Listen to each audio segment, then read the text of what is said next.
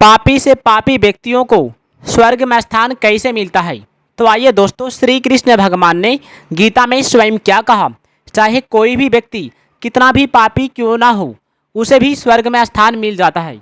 इसके पीछे क्या कारण है, आइए दोस्तों, भगवान श्री कृष्ण ने गीता में सबसे बड़ी बात क्या कहा, सुनकर आप हैरान हो जाओगी। दोस्तों, अधूरा ज्ञान विष के समान होता है। जानने के लिए वीडियो को पूरा जरूर देखिएगा।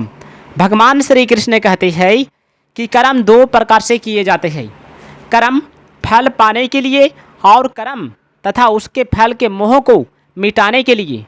जिसने दिखावे के लिए मोह ममता का त्याग कर दिया हो, लेकिन मन के भीतर सभी क्रियाओं के प्रति मोह में जकड़ा हुआ हो, उसे भगवान की कृपा कभी प्राप्त नहीं हो सकती। मन को नियंत्रण में रखकर तरह तरह की सिद्धियां तो पाई जा सकती है, लेकिन आत्मकल्याण नहीं किया जा सकता।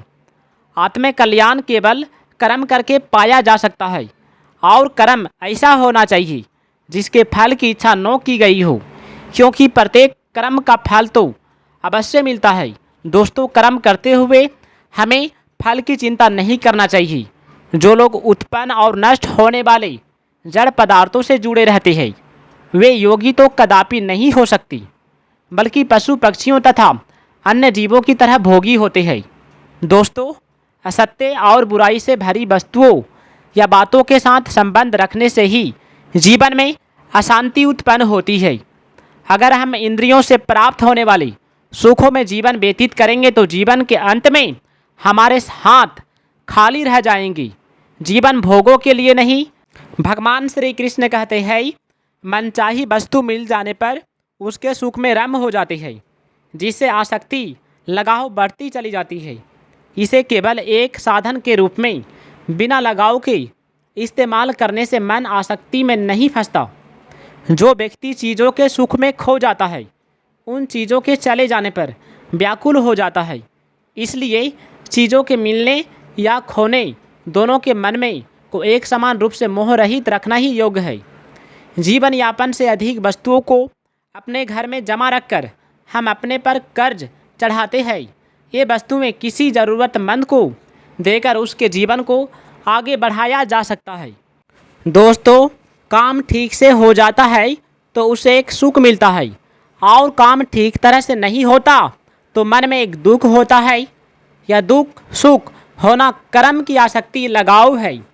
आपका कर्तव्य केवल अनासक्त होकर कर्म करना है।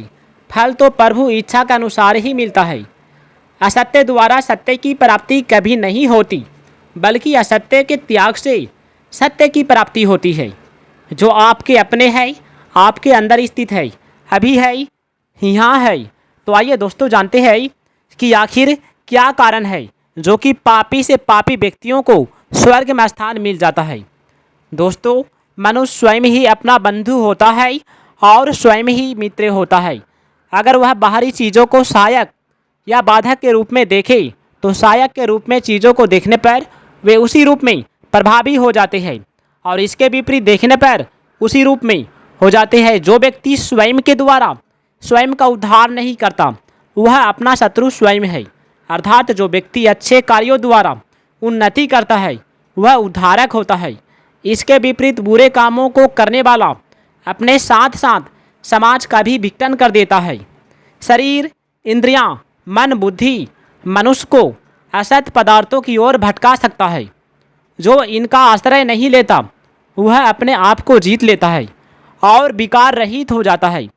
दूसरों की सहायता के बिना कोई भी किसी पर जीत प्राप्त नहीं कर सकता, और दूसरों की सहायता लेना ही स्वयं को पराजित करना है। अर्थात स्वयं को पहले पराजित कर ही दूसरों पर विजय पाई जा सकती है। जो अपने लिए दूसरों की थोड़ी सी भी आवश्यकता नहीं समझता, वही अपने आप पर विजय प्राप्त कर लेता है। आदमी शरीर, इंद्रियां, मन, बुद्धि को अपना समझकर स्वयं को उनका स्वामी मानता है, परंतु वास्तव में वह उनका गुलाम हो जाता है। जो उनके एक इशारे पर सारे काम करता है। जिसके पास सुख साधनों का अभाव हो, उस पर भी वह प्रसन्न रहे तो वह सुखी कहलाता है। लेकिन जो सारे सुख साधनों के बावजूद इस चिंता में घुटता रहे कि वे चले नहीं जाएं, वह दुखी कहलाता है। भीतरी सुख दुख, बाहरी सुख दुख और मान अपमान में शांत और निर्विकार रहने वाला व्यक्ति ईश्वर के निकट होता है। जो व्यक्ति न तो सोना पाकर चौंधियाता है, न उसे खोकर चिंतित होता है, जो उसके उत्पन्न और नष्ट होने के स्वभाव को समझता है, वह समदर्शी हो जाता है। तो आइए दोस्तों, भगवान श्री कृष्ण ने क्या कहा। सबसे बड़ी बात, भगवान श्री कृष्ण कहते हैं, कामना वाला या इच्छाएं रखने वाला मनुष्य ही मोह में पड़ता है और इसके वशीभूत होकर जीवन मृत्यु के चक्र में घूमता रहता है, जिससे मनुष्य बर्बाद हो जाता है। यज्ञ, दान, तप, तीर्थ, व्रत आदि जितने भी उत्तम प्रकार के कार्य हैं, उनसे प्राप्त होने वाली फल धीरे धीरे नष्ट हो जाता है, क्योंकि प्रत्येक कार्य आरंभ के बाद तय रूप से समाप्त होता है। इस समाप्ति के साथ ही उसका फल भी समाप्त हो जाता है। जो व्यक्ति यह समझ लेता है कि वह परमात्मा का ही अंश है, वह नाशवान भोगों में नहीं फंसता, बल्कि भगवान का आश्रय लेकर जीवन मृत्यु के चक्र से छूट जाता है। नाशवान पदार्थों के संग्रह और भोगों में फंसा व्यक्ति परमात्मा के वास्तविक स्वरूप को नहीं जान सकता। न जानने की यह चाह न तो भगवान ने दी, न प्रकृति ने, न यह किसी कर्म का फल है, बल्कि व्यक्ति ने परमात्मा से विमुख होकर स्वयं ही ग्रहण की है। इसलिए इसे वह स्वयं ही मिटा सकता है। मनुष्य को सुख एवं भोगों के लोभ लालच से स्वयं को बचाकर रखना चाहिए। अपने मनुष्य जीवन को सार्थक बनाने के लिए मनुष्य को सदैव प्रयत्नशील रहना चाहिए। भगवान श्री कृष्ण कहते हैं, आइए जानते हैं क्या कहा। सबसे बड़ी बात, भगवान कृष्ण बोले, अर्जुन को बोला, हे अर्जुन, मैं महाभयंकर महाकाल हूँ, सभी जीवों का अंत मैं ही करता हूँ। इस समय दोनों ओर की सेनाओं का नाश करने के लिए ही आया हूँ, इसलिए तुम अपना युद्ध का कर्तव्य पूरा करो। तुम व्याकुल मत हो और चिंता मत करो, जीत हार का विचार छोड़ दो, केवल अपना कर्म करते जाओ। तुम लड़ो, जिसे मैं मारना चाहूँगा वही मरेगा।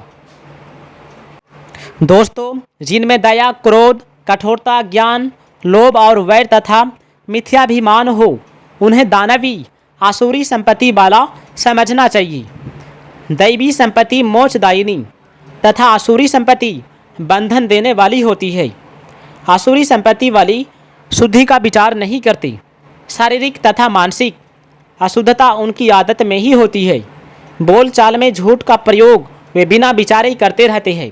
वे ईश्वर को संसार की उत्पत्ति का कारण नहीं मानती, बल्कि कामाशक्ति से ही संसार जन्मा है, ऐसा समझते हैं।